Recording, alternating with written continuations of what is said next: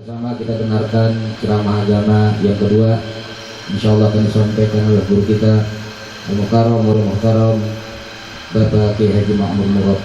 Pada beliau waktu tepat kami persilakan dengan segala hormat. Sallallahu Muhammad.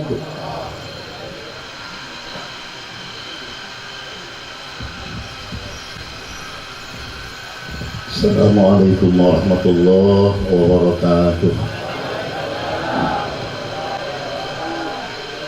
Alhamdulillah ala hadhihi ni'mah.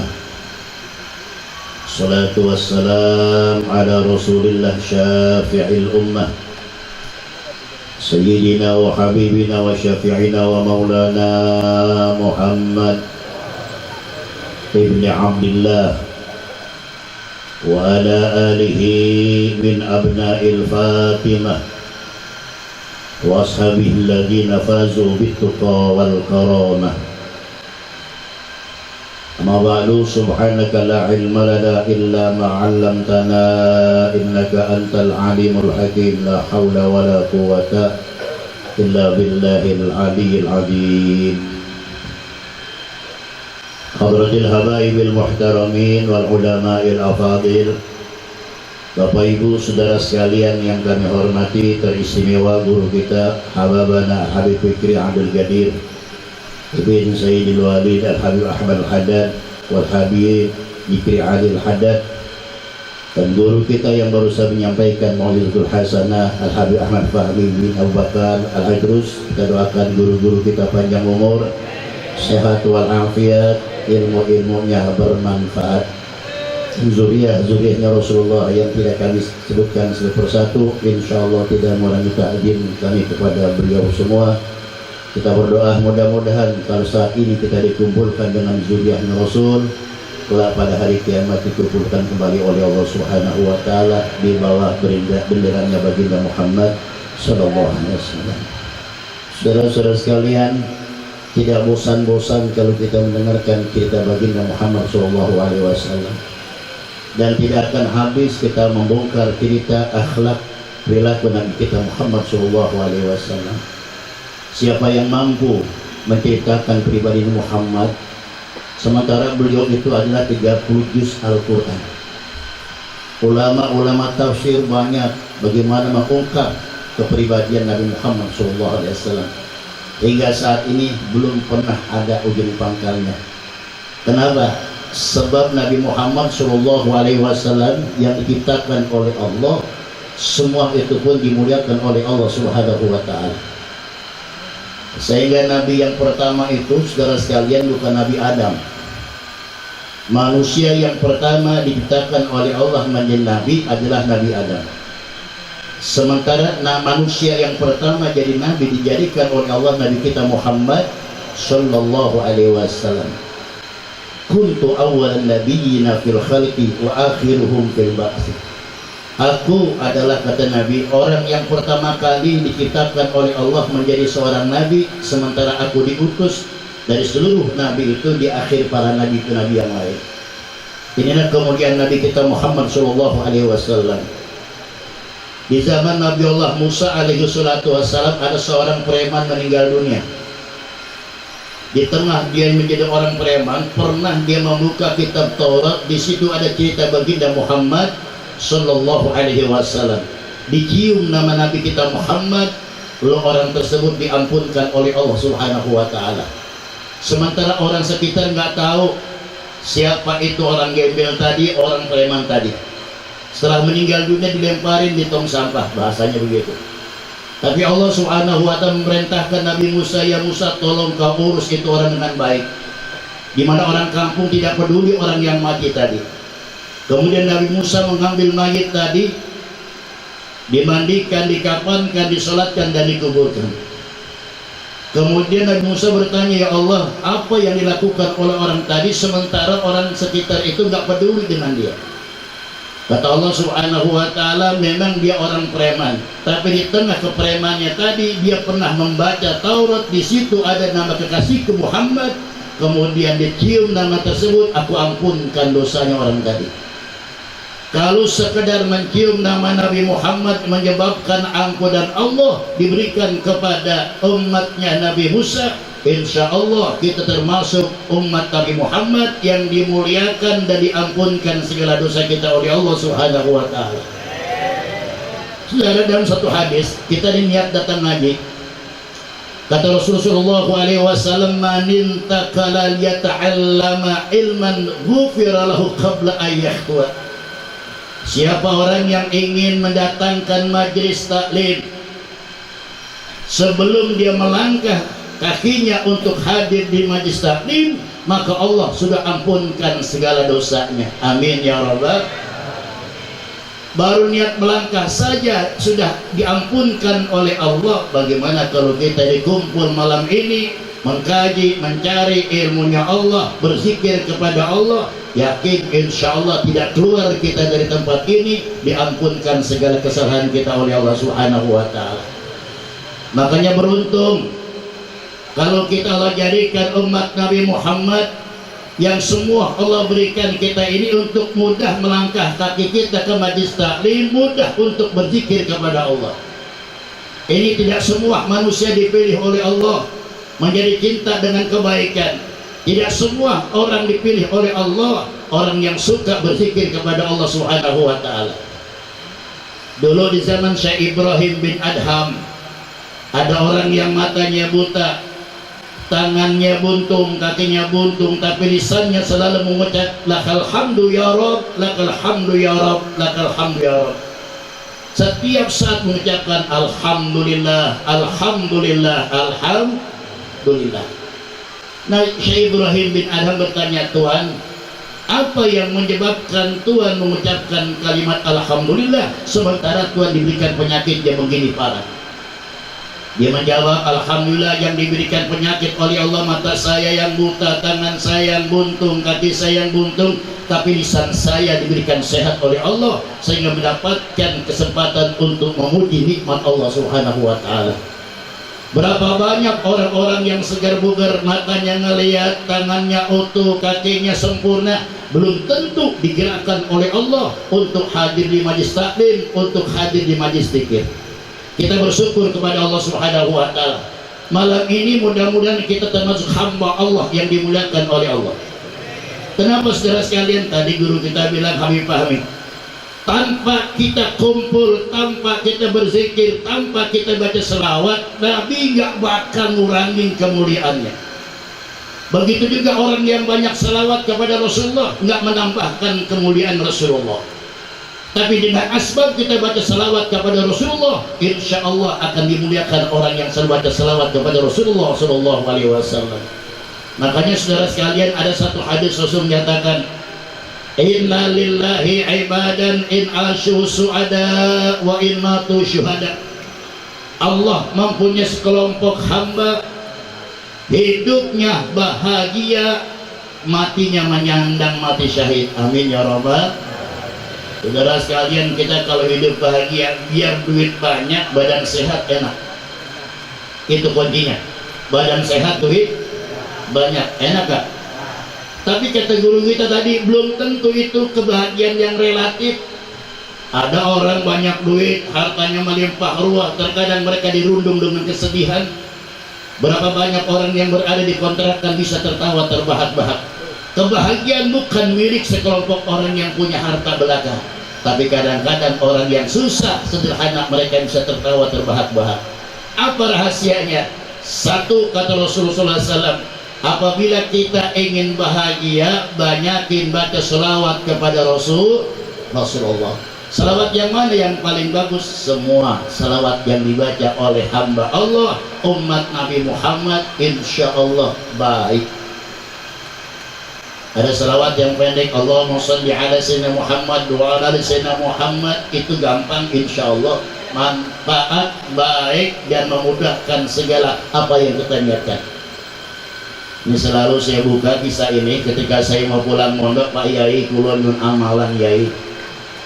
Kata Kiai saya, wis awak mau tu selawat ae sing akeh. Salah sing pundi Yai, sing pundi mawon saya. Ngerti?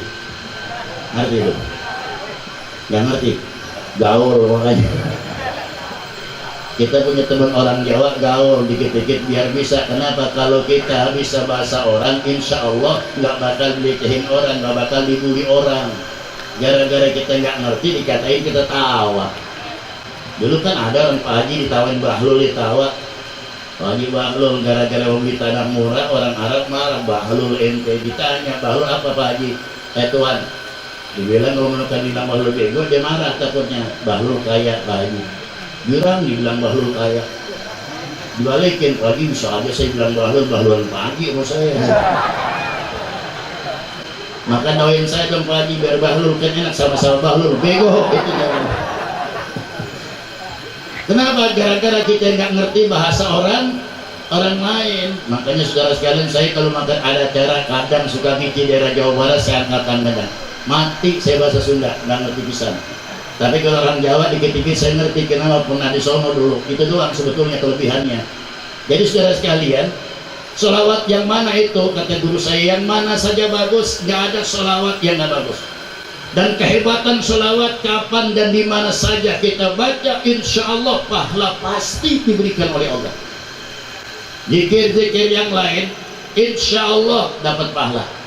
Kalau di belakang zikir yang kita lakukan itu kita ikhlas, insya Allah pahala. Contoh kita baca la ilaha illallah, kalau kita baca dengan ikhlas, insya Allah dapat pahala. Sebab kata Nabi, man qala la ilaha illallah khalisan mukhlisan dakhalal jannah.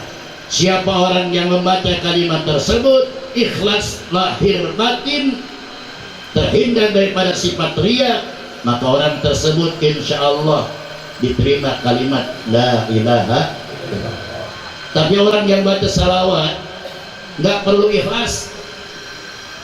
Ada seorang sahabat datang merasa, ya Rasulullah, apabila saya baca salawat kepada engkau, Allah membalas 10 lipat ganda. Apakah itu dalam keadaan ikhlas? Hadir hati kami? Kata Rasulullah, nggak perlu hadir hatimu, nggak perlu khusyuk di saat kita baca selawat. Pasti Allah memberikan pahala yang berlipat ganda, minimal 10 kali. Lalu bagaimana ya Rasulullah kalau makan saya baca ikhlas selawat kepadamu? Aku nggak tahu, balasannya hanya Allah yang membalas. Yang begitu banyak pahala yang Allah berikan dan janjikan. Malaikat yang menghitung tetesan hujan, dia mampu menghitung jatuhnya hujan hari ini. Tadi hujan dari zuhur sampai jam berapa? Sampai maghrib. Itu setiap tetesan hujan yang jatuh pada saat itu, malaikat sanggup menghitung tetesan hujan tersebut. Tapi diperintahkan untuk menghitung berapa banyak pahala sholawat yang Allah janjikan untuk umat Nabi Muhammad, malaikatnya sanggup. Kenapa? Begitu banyak dan dahsyatnya orang-orang yang baca sholawat. Makanya saudara, saya katakan tadi, selawatnya kita tidak menambahkan kemuliaan Nabi Muhammad, tapi dengan asbab kita baca salawat kepada Nabi Muhammad, insya Allah kita akan dimuliakan oleh Allah Subhanahu wa Ta'ala. Sehingga dalam satu riwayat, apabila ada orang ibadahnya mengalahkan manusia seluruh dunia, tapi tidak ada satupun catatan pahala membaca salawat kepada Rasulullah, semua akan ditolak oleh Allah Subhanahu wa Ta'ala. Nauzubillah min. Nabi Adam aja tawasul dengan kebesaran nama Nabi Muhammad. Nabi Adam, ketika Nabi Adam dikeluarkan dari surga ke dunia, sekian lama beliau minta ampun kepada Allah, dan diampunkan dosanya oleh Allah. Tapi ketika menyebut nama Nabi Muhammad, Allahumma inni as'aluka bihaqqi Muhammadin, ya Allah saya mohon dengan kebesaran nama kekasihmu Muhammad, terjadilah dialog antara Allah dengan Nabi Adam. Singkat dalam riwayat, ketika Nabi Adam menyebut Nabi Muhammad, diampunkan segala kesalahannya oleh Allah Subhanahu wa Ta'ala. Kata Allah, lau sa'altani bihaqqi qad ghafartu lak. Sekiranya engkau ya Adam meminta kepada aku dengan asbab kau menyebut nama kekasihku Muhammad, pasti aku akan ampunkan.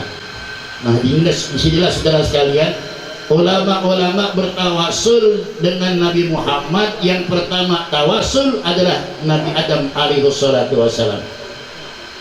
Dulu saya waktu ngaji baca ya Rabbi bil Mustafa balligh maqa sidana waghfir lana ma madha ya wasi'al selesai saya ngajar dijagai depan pintu. Ya, ini orang pondok Cibubur. Apa kata beliau? Ustadz, tadi kalimat-kalimat musyrik itu nggak dibaca, nggak usah dibaca lagi. Yang mana Pak? Kalimat ya Robi. Dia bilang, oh Bapak mungkin salah dengar. Itu baknya dua Pak, ya Robi bil tahu Pak, bak yang pertama baknya Allah, bak yang kedua bak sababiyah dengan kebesaran Nabi Muhammad. Tahadus binimatillah, akhirnya tuh orang minta maaf sama saya, dia tobat selama ini selalu menyalahkan orang lain, sementara dia kurang bisa pembahasannya.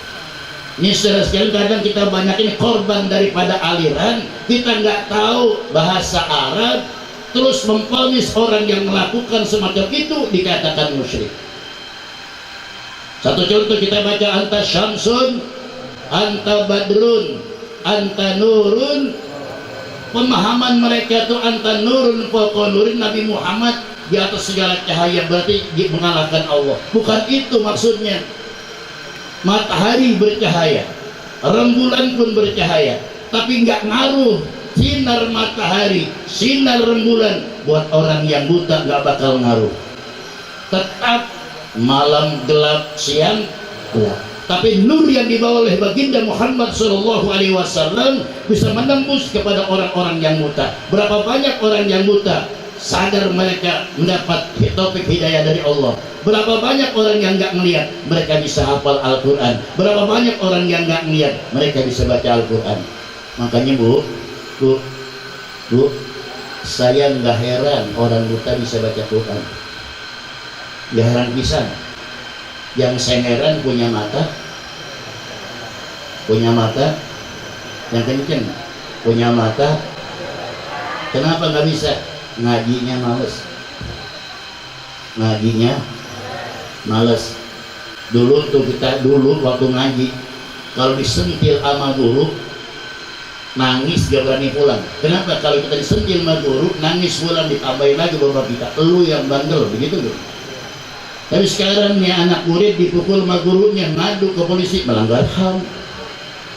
Ini ya kelemahan kita. Nah itu yang pertama, selawat banyakin. Kemudian yang kedua, warajulun yuhibbul awliya, orang yang cinta kepada awliya-awliya Allah, sering bertawasul kepada kekasih-kekasihnya Allah, sering memberikan doa kepada wali-wali Allah, insya Allah hidupnya mereka tenang, damai, dan matinya menyandang mati syahid. Amin ya rabbal.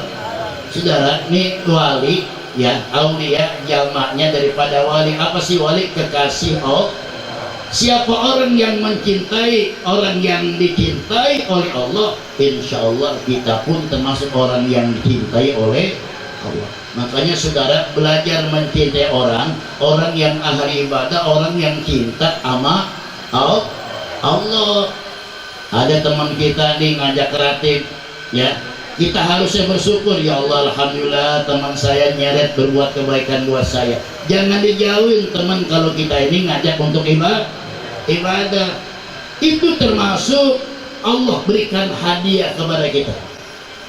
Kita nggak usah cinta yang berlebihan, dikit-dikit dulu, ntar seringnya kita kumpul dengan orang-orang yang baik, insya Allah kita dikelompokkan oleh Allah menjadi orang baik.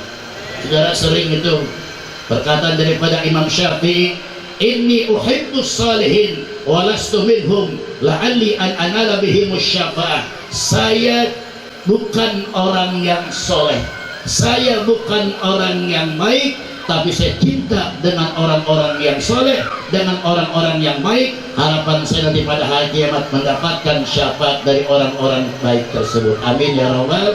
Jangan jauh-jauh dengan orang yang baik, jangan jauh-jauh dengan para habaib yang mengantarkan kita, menuntun kita ke jalan Allah, mencintai Rasulullah SAW.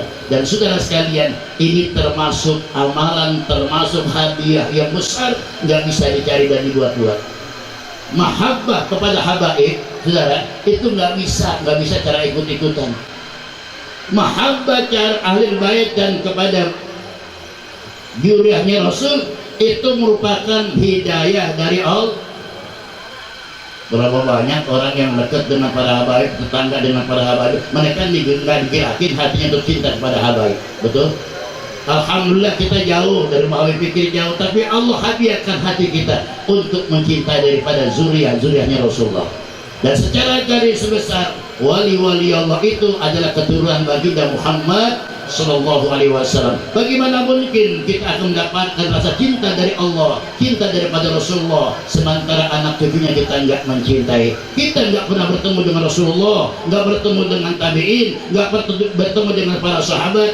Cintailah dan hormatilah orang-orang yang termasuk zuriat-zuriatnya Rasulullah. Saudara, ada satu hadis begini. Kalau kita pengen berjabatan tangan kepada Rasulullah, berjabatan tanganlah dengan zuriat dan orang-orang alim. Man sofaha aliman faka'annama sofaha alim. Siapa orang yang berjabatan tangan kepada orang alim, bagaikan mereka berjabatan tangan dengan aku. Resapi di saat kita cium tangan, resapi di saat kita berjabatan tangan dengan guru-guru kita. Guru kita punya guru, gurunya guru kita punya guru, sampai mutasil kepada baginda Muhammad Sallallahu Alaihi Wasallam. Hayati di saat kita bercium tangan kepada guru-guru kita, bagaikan kita berjabatan tangan kepada baginda Muhammad Sallallahu Alaihi Wasallam. Yang terakhir, warajulun la yahqidu ala akhil muslimin. Sesama muslim, yuk sama-sama hati kita bersihkan. Setiap hari kita berdoa, Rabbana wa la taj'al fi qulubina ghillal lil ladina amanu. Ya Allah, jangan kau tanamkan hati saya punya ganjalan sesama muslim. Kata Nabi, ada dua hal dan ibadah yang bisa merusaknya. Ada dua hal yang bisa merusak ibadah kita. Apa yang pertama? Al-ghil wal hasad. Innal ghilla wal hasada yakulanil hasanat kama takulun narul hatab. Perbuatan ghil, perbuatan hasad, dua hal yang bisa menghancurkan amal ibadah kita. Sebanyak apapun ibadah yang kita lakukan, tapi dua sifat ini belum hilang dari hati kita, maka tidak akan diterima ibadah kita oleh Allah. Semua bakal hancur berantakan. Mudah-mudahan apa yang kami sampaikan Allah jadikan ilmu-ilmu yang bermanfaat. Amin ya rabbal alamin. Mohon maaf kurang lebihnya. Wassalamualaikum warahmatullahi wabarakatuh.